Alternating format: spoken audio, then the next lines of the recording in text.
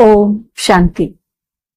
26 जुलाई 2025 आज की बाबा की मुरली से मुख्य बातें सुनेंगे।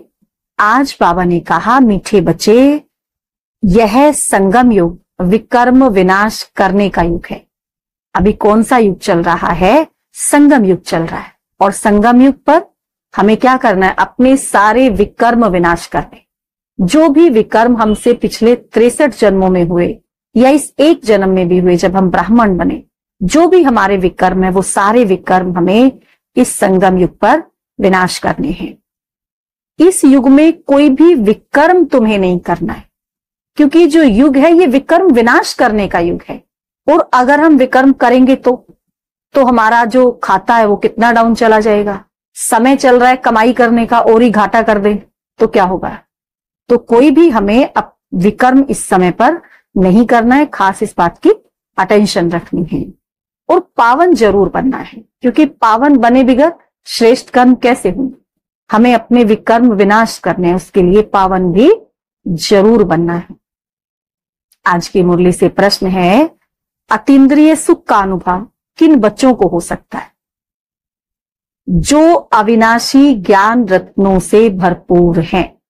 जो बच्चे अविनाशी ज्ञान रत्नों से भरपूर हैं, उन्हें ही अतीन्द्रिय सुख का अनुभव हो सकता है। जिनकी झोली ज्ञान रत्नों से भरपूर है वही अतीन्द्रिय सुख का आनंद ले सकते हैं।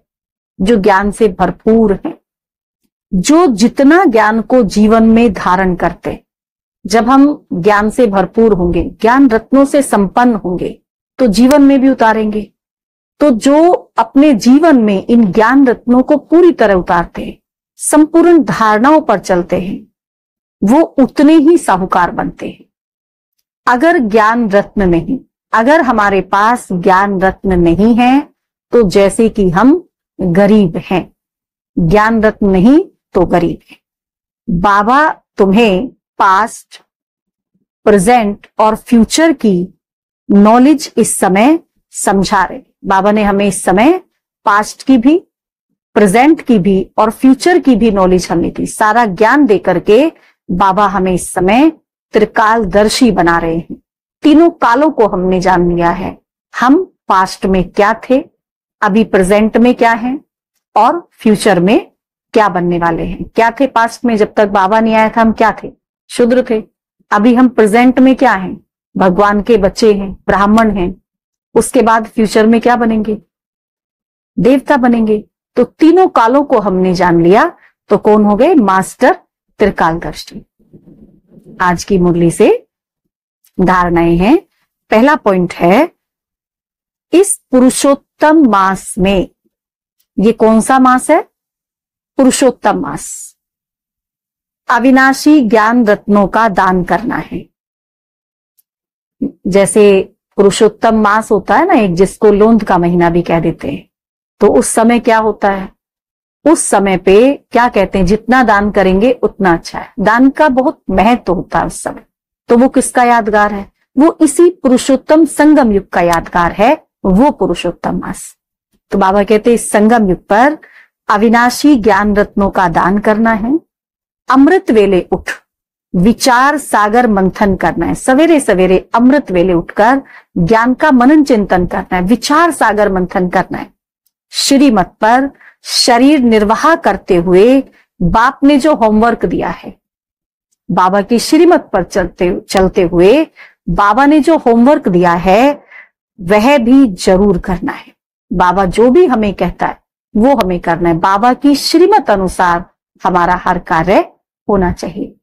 दूसरा पॉइंट है, पुरुषार्थ में कभी रुकावट आए। अगर हमारे पुरुषार्थ में कभी कोई रुकावट आ जाती है तो बाप को समाचार देकर श्रीमत लेनी है।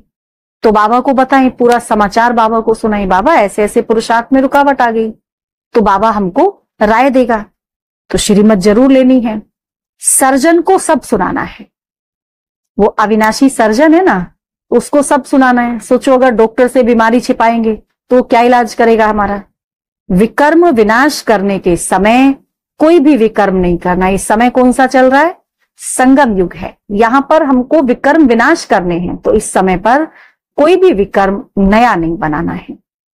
आज बाबा ने वरदान दिया है, अखंड योग की विधि द्वारा, अखंड योग की विधि द्वारा अखंड पूज्य बनने वाले, अखंड योग की विधि द्वारा अखंड पूज्य बनने वाले श्रेष्ठ महान आत्मा भव। अखंड योग की विधि द्वारा अखंड पूज्य बनने वाली श्रेष्ठ महान आत्मा भव। आजकल जो महान आत्माएं कहलाती हैं उन्हों के नाम अखंडानंद आदि रखते हैं, लेकिन सब में अखंड स्वरूप तो आप हो। बाबा कहते अखंड स्वरूप तो आप हो सब में, आनंद में भी अखंड, सुख में भी अखंड। ना तो हमारा आनंद खंडित होता है, ना हमारा सुख खंडित होता है। सिर्फ संगदोष में ना आओ।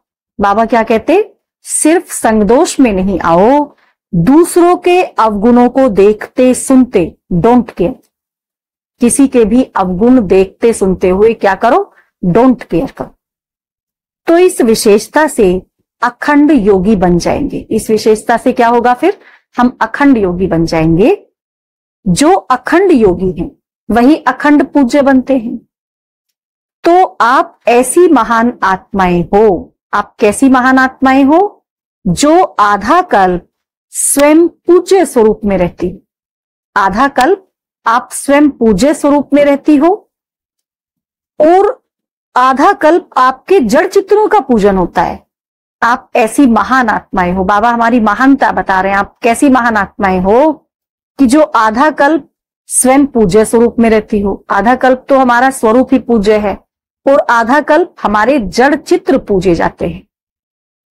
ऐसी पूज्य आत्माएं हम हैं। स्लोगन है, दिव्य बुद्धि ही साइलेंस की शक्ति का आधार है। अगर हमारी बुद्धि दिव्य होगी तो साइलेंस शक्ति हमारे अंदर होगी। दिव्य बुद्धि साइलेंस शक्ति का आधार है। अव्यक्त इशारा है, संकल्पों की शक्ति जमा कर श्रेष्ठ सेवा के निमित्त बन। जो अपनी सूक्ष्म शक्ति, कौन सी, मन और बुद्धि को हैंडल कर सकता है, जो अपनी सूक्ष्म शक्तियों, मन को और बुद्धि को हैंडल कर सकता है, वह दूसरों को भी हैंडल कर सकता है। जब हम अपनी सूक्ष्म शक्तियों को हैंडल कर पाएंगे, हमें आ जाएगा सूक्ष्म शक्तियों को हैंडल करना, तो तब हम किसी को भी हैंडल कर सकते।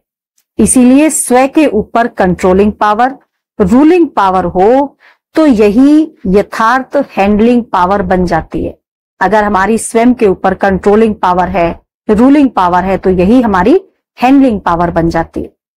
चाहे अज्ञानी आत्माओं को सेवा द्वारा हैंडल करो, चाहे ब्राह्मण परिवार में स्नेह संपन्न, चाहे ब्राह्मण परिवार में स्नेह संपन्न, संतुष्टता संपन्न व्यवहार करो, दोनों में सफल हो जाएगी।